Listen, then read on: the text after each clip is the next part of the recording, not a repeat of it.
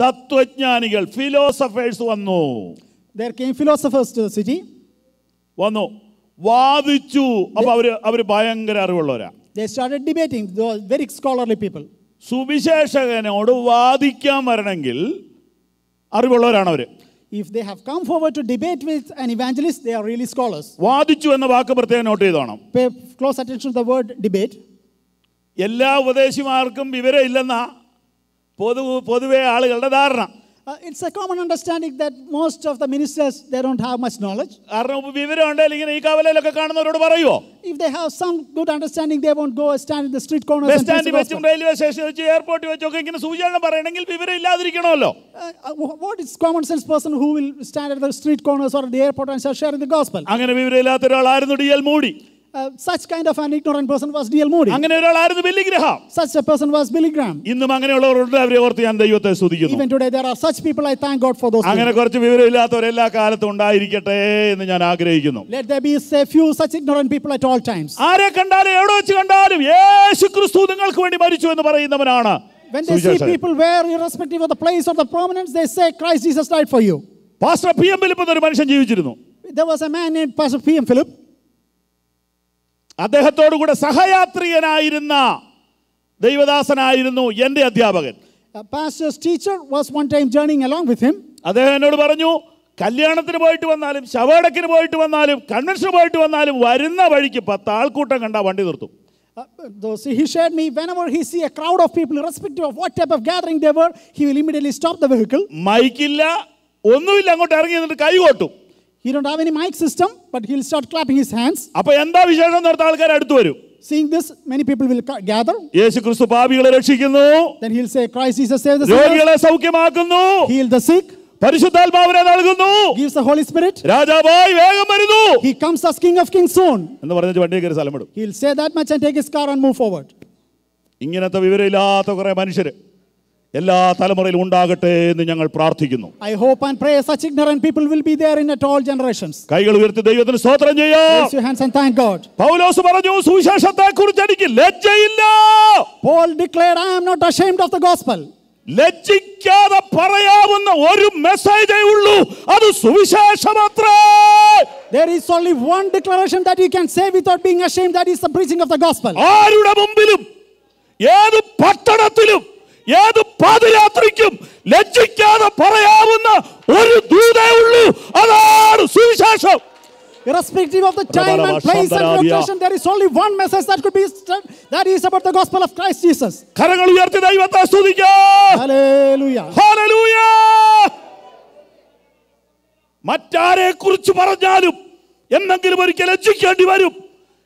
അരിമത്യ യോസേഫിന്റെ കല്ലറയെ തുറന്ന് ഉയർത്തെഴുന്നേറ്റ യേശുവിനെ പ്രസംഗിച്ചാൽ നീ ലജ്ജിക്കേണ്ടി വരികയില്ല.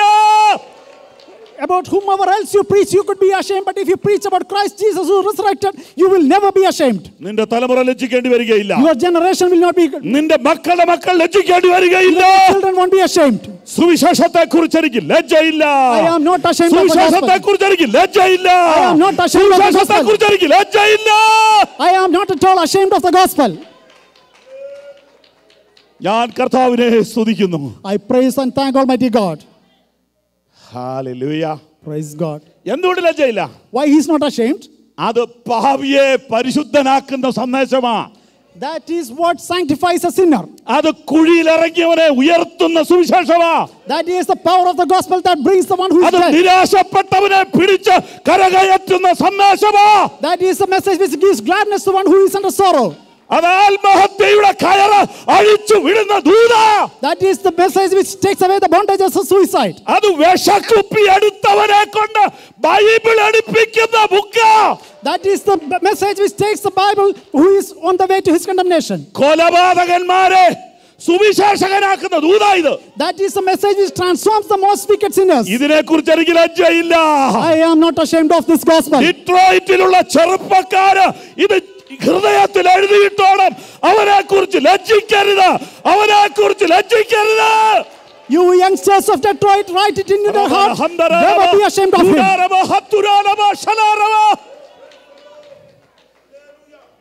Praise the Lord.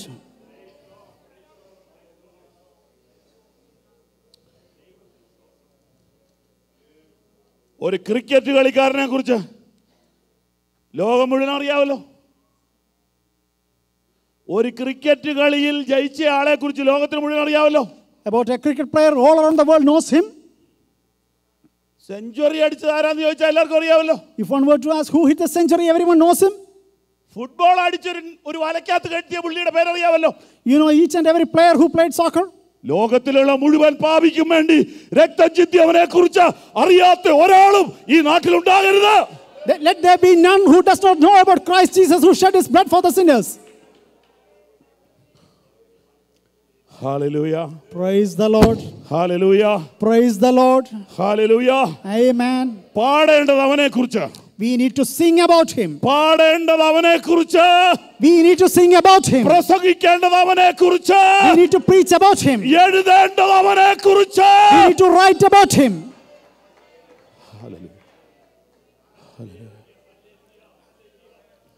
യേശു എന്ന നാമമേ എന്നാത്മാവിൻ ഗീതാമേ എൻ പ്രിയ കരങ്ങളടിച്ചു ചേർന്ന് പാടാം. ഞാനെന്നും വാഴ്ത്തി സ്തുതിക്കുന്നേ എൻ പ്രിയ യേശുവേ ഞാനെന്നും വാഴ്ത്തി സ്തുതിടുമേ നാമം എന്നാത്മാവിൻ ഗീതാമേ എൻ പ്രിയ യേശുവേ ഞാനെന്നും വാഴ്ത്തി പുകഴ്ത്തിയിടുമേ എൻ പ്രിയ യേശുവേ ഞാനെന്നും വാഴ്ത്തി പുകഴ്ത്തിയിടുമേ. ആമേൻ. പേറ്റാ തള്ള കുഞ്ഞിനെ മറന്നാലും ഞാൻ മറക്കായെന്ന വാർത്തയാൽ പേറ്റാ തള്ള കുഞ്ഞിനെ മറന്നാലും ഞാൻ മറക്കായെന്ന വാർത്തയാൽ താഴ്ത്തി എന്നെ തൻ കാരത്തിൽ വച്ചു ജീവപാതയെന്നും ഓടും ഞാൻ. താഴ്ത്തി എന്നെ തൻ കാരത്തിൽ വച്ചു ജീവപാതയെന്നും ഓടും ഞാൻ. ഓ യേശു എന്ന നാമമേ എന്നാത്മാവിൻ ഗീതാമേ എൻ പ്രിയ ഹല്ലേലൂയ ഞാനെന്നും വാഴ്ത്തി പുകഴ്ത്തിയിടുമേ എൻ പ്രിയ യേശുവേ ഞാനെന്നും വാഴ്ത്തി പുകഴ്ത്തിയിടുമേ എൻ പ്രിയ യേശുവേ ഞാനെന്നും വാഴ്ത്തി പുകഴ്ത്തിയിടുമേ. കൈകൾ ഉയർത്തി ദൈവത്തിന് മഹത്വം കൊടുക്കാം. Hands and praise God. എപ്പിക്കൂര്യരും സ്തോയിക്കരുമായ തത്വജ്ഞാനികൾ ചിലർ അവനോട് വാദിച്ചു. Some philosophers from Epicureans and Stoics, they came and started debating with him.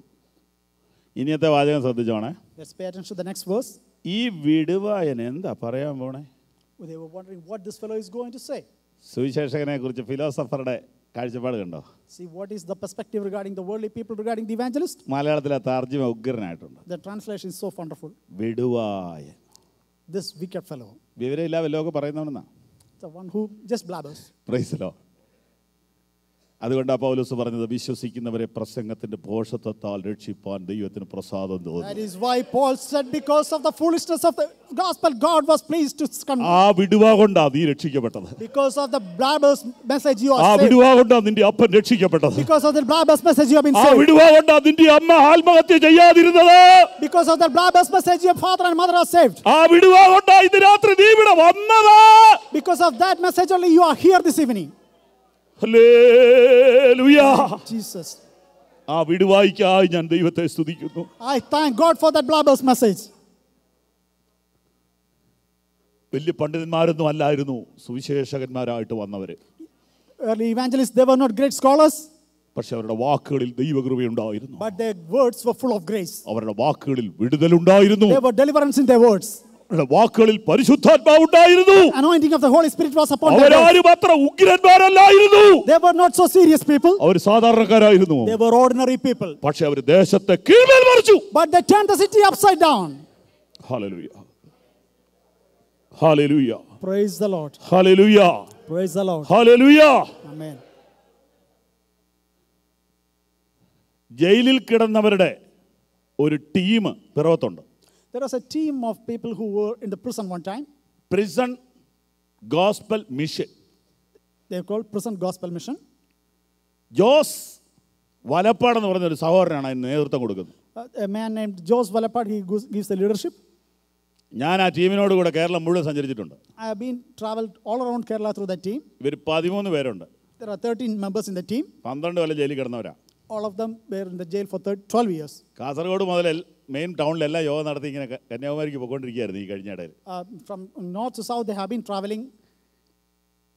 ഏത് തീവ്രവാദികളുടെ ഇടയിൽ ഞങ്ങൾക്ക് പ്രസംഗിക്കാം. Among any terrorists, they were able to share the message. ഇവരുള്ളതുകൊണ്ടാ. Because these are there. നമ്മുടെ കഴിവല്ല. Not our ability. ഇവരുള്ളതുകൊണ്ടാ. Because these are people are there.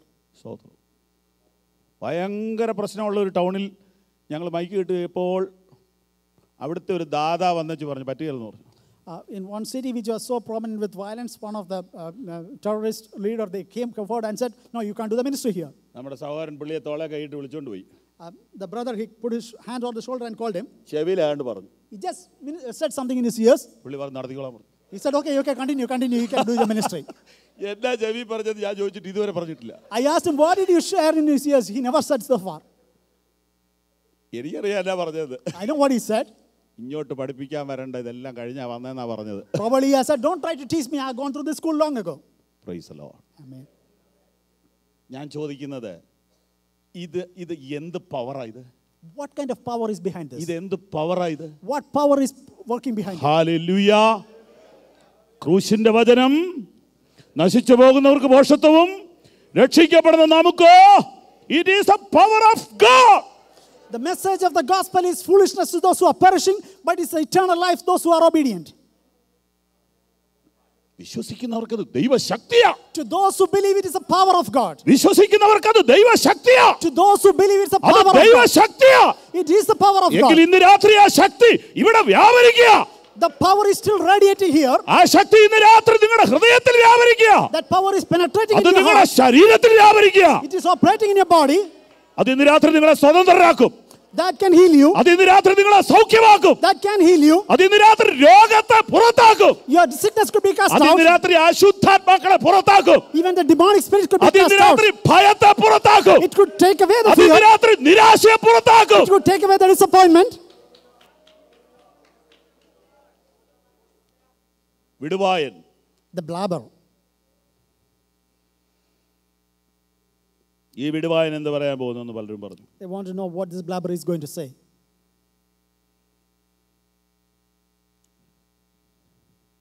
പത്തൊമ്പതാം വാക്യം നോക്കി. Let's read verse 19.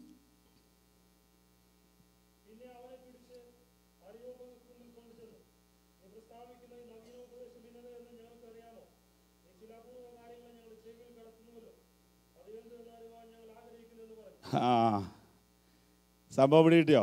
Did you understand the point? വിടുവായാണെങ്കിലും കേൾക്കാൻ കൊള്ളാമെന്ന്. Though this is a blabber, the message is interesting. ഇവരുടെ കൂട്ടത്തിലെ ഒരു പുള്ളിക്ക് തോന്നി. One of their members thought so. അതുകൊണ്ട് ഇവന് പുൾപിറ്റ് കൊടുത്തെന്ന്. So they gave him a pulpit to minister.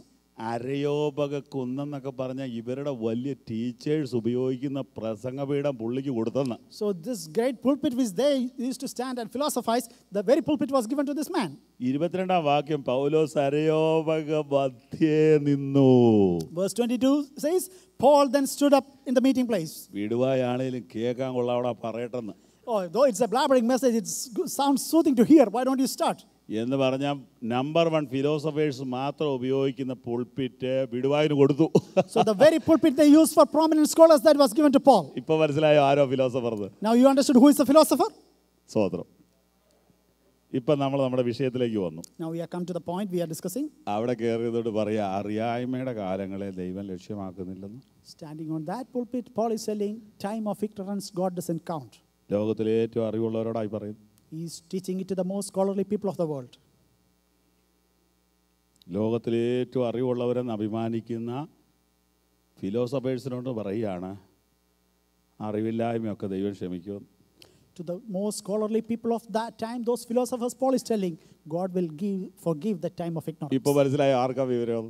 Now, did you understand who has more knowledge and understanding? ഇപ്പൊ ഈ വിടുവായനാ ശരിക്കും വിവരമുള്ളത്. Now it's clear that the blabber is more wise. പുള്ളി പറയുകയാണ് നിങ്ങളുടെ അറിവില്ലായ്മയൊക്കെ ദൈവം ക്ഷമിക്കുമെന്ന്. He is saying, all your ignorance God will forgive.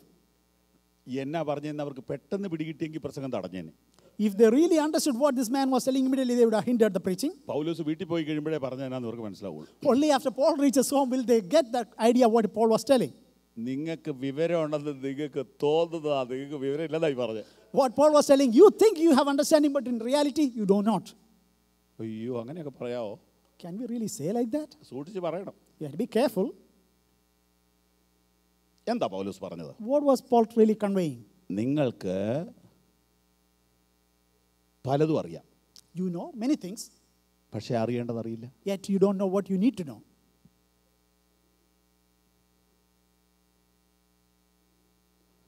നിങ്ങൾക്ക് ഇലകളെ കുറിച്ച് അറിയാം. You know many things about leaves, ചെടികളെ കുറിച്ച് അറിയാം. about plants, മത്സ്യത്തെ കുറിച്ച് അറിയാം. about the aquatic creatures, കല്ലിനെ കുറിച്ച് അറിയാം. about the stones. പക്ഷെ നിങ്ങളെ കുറിച്ച് അറിയില്ല. But regarding you, you do not know. നിങ്ങൾ എവിടെ നിന്ന് വന്നു, Where have you come from? നിങ്ങൾ എവിടേക്ക് പോകണമെന്ന് അറിയില്ല. To where you go, you don't know. ഈ ഒരുപാട് കാര്യം അറിഞ്ഞിട്ട് കാര്യമില്ല, അറിയേണ്ട കാര്യം അറിയണം.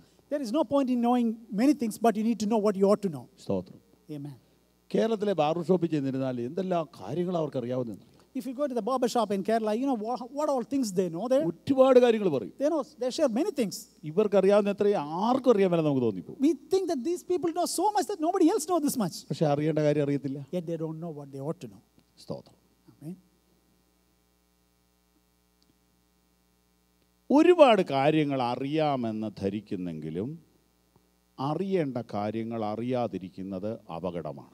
Even though you may think you know many things, but yet you don't know what you ought to know, it's so dangerous. മരണാനന്തര ഒരു ജീവിതം ഉണ്ടോ ഇല്ലയോ എന്നുള്ള കാര്യത്തെക്കുറിച്ച് ഒരറിവില്ലാതിരിക്കുന്ന അബദ്ധമാണ്. If you don't know really for sure whether there is a life after death, and if you're not aware of it, it's really dangerous. മനുഷ്യന്റെ ആത്മാവിനെക്കുറിച്ച് ഒരറിവില്ലാതിരിക്കുന്ന അപകടമാണ്. It is very dangerous to not to know about the spiritual life. ഈ പ്രപഞ്ചത്തെ സൃഷ്ടിച്ച ദൈവത്തെക്കുറിച്ച് ഒരറിവില്ലാതിരിക്കുന്ന അബദ്ധമാണ്. It's a foolishness and a wickedness if you don't know about the Creator God. ആരാധനയെക്കുറിച്ച് ഒരറിവില്ലാതിരിക്കുന്ന അബദ്ധമാണ്. If you really don't know about worship, it is dangerous. പാപത്തെക്കുറിച്ചും പാപമോചനത്തെക്കുറിച്ചും ഒരു അറിവില്ലാതിരിക്കുന്നത് അപകടമാണ്. Regarding sin and forgiveness of sin, if you are not aware, that is dangerous. Bible എന്ന ദൈവവചനത്തെക്കുറിച്ച് ഒരു അറിവില്ലാതിരിക്കുന്നത് അബദ്ധമാണ്. The Word of God, Bible, if you are not knowledgeable, aware about it, it is dangerous. നിത്യജീവനെക്കുറിച്ച് ഒരു അറിവില്ലാതിരിക്കുന്ന അബദ്ധമാണ്. If you don't know about eternal life, it is dangerous. പുനരുത്ഥാനത്തെക്കുറിച്ച് ഒരു അറിവില്ലാതിരിക്കുന്ന അബദ്ധമാണ്. If you don't know about resurrected life, it is dangerous. യേശുക്രിസ്തുവിനെക്കുറിച്ച് ഒരു അറിവില്ലാതിരിക്കുന്ന അബദ്ധമാണ്. If you don't know about Christ Jesus, it's a failure. ലോകത്തെ ഇത്രയും സ്വാധീനിച്ച ആരും ഉണ്ടായിട്ടില്ല. There was no one ever lived on the face of the earth who has so much impact on the world. യേശുക്രിസ്തുവിനെക്കുറിച്ച് അറിവില്ലാതിരിക്കുന്ന അബദ്ധമാണ്. If you don't know about Christ Jesus, it's very dangerous. വേറെ ഏതെങ്കിലും കുറച്ച് കാര്യങ്ങൾ അറിയാം എന്നതുകൊണ്ട് എല്ലാം അറിയാമെന്ന് ധരിക്കരുത്. Just because we know many other things, don't think you know all things. പൗലോസ് പറയുന്നു, Paul says, അറിയായ്മയുടെ കാലങ്ങളെ ദൈവം ലക്ഷ്യമാക്കുന്നില്ല. God do not consider the time of ignorance. പൗലോസ് പറയുന്നത് എന്താണ്? What is Paul really telling? അറിവില്ലായ്മ ഒരു അപകടമല്ല. Ignorance is not a dangerous situation altogether. പക്ഷെ അറിയാൻ അവസരമുള്ളപ്പോൾ അത് തിരുത്തണം. But if you have an opportunity to get your clarifications cleared, then you should do that. അറിവില്ലായ്മ തിരുത്താൻ അവസരമുണ്ട്. There is a time period to clear your understanding. ആ അവസരത്തിന്റെ പേരാണ് മാനസാന്തരത്തിന്റെ സമയം. That time of clarification is called repentance. അപ്പൊ അറിവില്ലായ്മ അപകടമല്ല മാനസാന്തരപ്പെട്ടാൽ.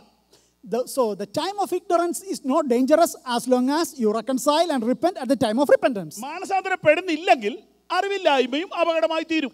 And if you are not repenting, and then whatever happened in the time past of the sins of the ignorance will be dangerous.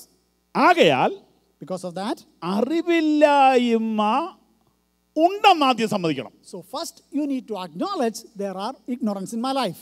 ആത്മീക കാര്യങ്ങളിൽ എനിക്ക് അറിവില്ലായ്മയുണ്ടെന്ന് സമ്മതിക്കണം. We need to acknowledge regarding spiritual matters there are areas I am ignorant. Amen. Amen. അതെല്ലാവരും സമ്മതിക്കണം. Everyone ought to acknowledge that. പൗലോസ് അപ്പോസ്തലൻ പോലും പറയുന്നു, എനിക്ക് അവനെ അറിയണം. Even Paul says, somehow I need to know him. ആകയാൽ നമ്മുടെ ജീവിതം മുഴുവനും യേശുവിനെ അറിയണം എന്ന ആഗ്രഹമായിരിക്കട്ടെ. Let all our lives, aspirations and passion be somehow to know Christ Jesus. അപ്പോൾ അറിവില്ലായ്മയെ കുറിച്ചുള്ള ഒരു അറിവുണ്ടാകണം. So we need to be aware about our ignorance. അത് തിരുത്താൻ തയ്യാറാകണം. And we should be willing to correct ourselves. അറിവില്ലായ്മ തിരുത്താൻ ദൈവം അവസരം തന്നാൽ തിരുത്താമോ? And if God gives you an opportunity to correct your mistakes, are you willing to correct? ഞങ്ങളുടെ ചർച്ചിലെ സഹോദരിമാർ ഒരു വീട് വിസിറ്റിങ്ങിന് പോയി. Some of our church sisters, they went to visit a family. പല ഗ്രൂപ്പായിട്ട് തിരിഞ്ഞു പോയി. They broke themselves into many groups and started visiting. ഒരു ഗ്രൂപ്പിൽ എൻ്റെ ഭാര്യ ഉണ്ടായിരുന്നു. In one group, pastor's wife was also there. അവിടെ നിന്ന് കിട്ടിയ ഒരു റിപ്പോർട്ടാണ് ഞാനിപ്പോൾ പറയാം. This is the report I got from that group. ഒരു വീട്ടിൽ ചെന്ന ഒരു ഡോക്ടറുടെ വീടാണ്.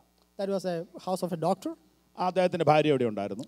The doctor's wife was there. അവർ വളരെ നന്നായിട്ട് കുടിക്കാനൊക്കെ കൊടുത്തു. They took care of them very nicely. അത് കഴിഞ്ഞ് സുവിശേഷം പറയാൻ തുടങ്ങിയപ്പോൾ പറഞ്ഞു, As they started sharing the gospel, they said like this. അയ്യോ പറയരുതേ. No need of that. അതെന്നാ? Why so? പറഞ്ഞാൽ ഞാൻ വിശ്വസിച്ചു പോകും. If you say probably I may believe. ഞാൻ പറഞ്ഞത് അല്പം പോലും കൂടുതൽ ചേർത്തിട്ടില്ല. ഈ സഹോദരിയോട് ചോദിച്ചാൽ പറയും. There is no exaggeration. This is exactly what happened. എന്നാൽ ഈ ട്രാക്റ്റ് ഇവിടെ വെച്ചോട്ടെ. Then may I please leave this tract here? അയ്യോ വെക്കരുതേ. Oh, please don't do so. വെച്ചാൽ ഞാൻ വായിക്കും. If you keep, I may read it. വായിച്ചാൽ ഞാൻ വിശ്വസിക്കും. If I read, I may believe. എത്ര നല്ല മനുഷ്യരല്ലേ? What a nice people they are.